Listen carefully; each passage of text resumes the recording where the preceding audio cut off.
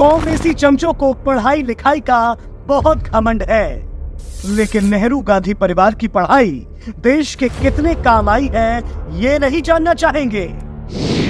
जवाहरलाल नेहरू प्रधानमंत्री की कुर्सी तक पहुंचने के लिए जिस नेहरू ने देश के 2 टुकड़े करा दिए, वो कैम्ब्रिज के ट्रिनिटी कॉलेज से पढ़कर आए थे। लगातार 17 साल तक देश के प्रधानमंत्री बने रहे। नतीजा क्या निकला? प्रधानमंत्री का काम होता है देश के लोगों और देश की सीमाओं की सुरक्षा सुनिश्चित करना, लेकिन नेहरू ने तो भारत की जमीन को बंजर और बेकार बताकर 38,000 वर्ग किलोमीटर जमीन प्लेट में सजाकर चीन को दे दिया।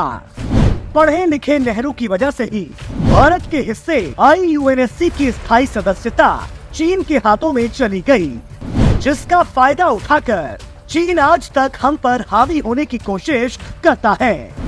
नेहरू ने अपने दोस्त शेख अब्दुल्ला के लिए भारतीय संविधान में अनुच्छेद 370 को जुड़वा दिया था, जिसने कश्मीर के लिए अलग संविधान को मंजूरी दी, जिससे भारत का कोई भी कानून वहां पर लागू नहीं हो सकता था। यानी उन्होंने एक ही देश में 2 विधान 2 संविधान का रास्ता बनाया। क्या किसी भी देश का पढ़ा लिखा PM ऐसे शर्मनाक कदम उठा सकता है? राजीव गांधी।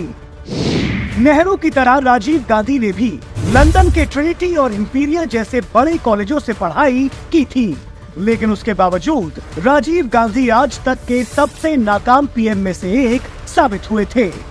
क्यों? क्योंकि राजीव गांधी को सहानुभूति लहर की वजह से साल 1984 के लोकसभा चुनाव में इतना भारी बहुमत मिला। उसके बावजूद अनुभवहीनता की वजह से देश को बोफोर्स जैसी घोटालों की आग में झोंक दिया।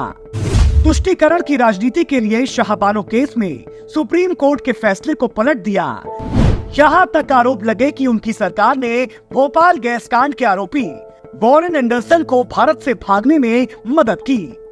अब कांग्रेसी चमचे तर्क देते हैं कि राजीव को बहुत ही खराब हालत में देश की गद्दी मिली थी, लेकिन ये नहीं बताते कि उस हालत में पहुंचाने वाले PM भी तो उन्हीं के परिवार से थे। इंदिरा गांधी।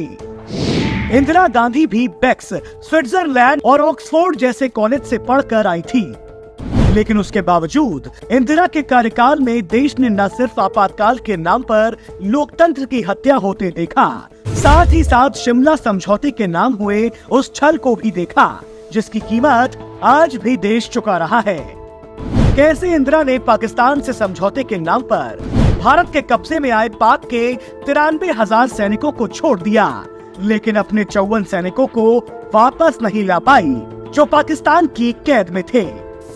देश ने यह भी देखा कि कैसे इंदिरा गांधी की सरकार ने पहले तो राजनीतिक फायदे के लिए पंजाब में जनरल सिंह भिंडरेवाला जैसे राक्षस को जन्म दिया और बाद में उसी राक्षस को मारने के लिए स्वर्ण मंदिर में टैंक भेजकर लोगों की आस्था को ठेस पहुंचाया, क्योंकि अपने ही पैदा किए राक्षस को संभाल नहीं पाए।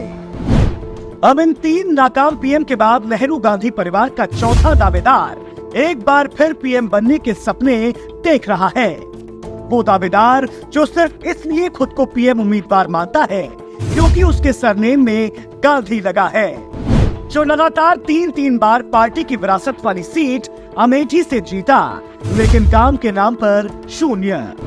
अंत में परेशान होकर 2019 लोकसभा चुनाव में जनता ने बाहर का रास्ता दिखा दिया। अब अपनी संसदीय क्षेत्र न संभाल पाने वाला देश कैसे संभालेगा? आप खुद तय कीजिए।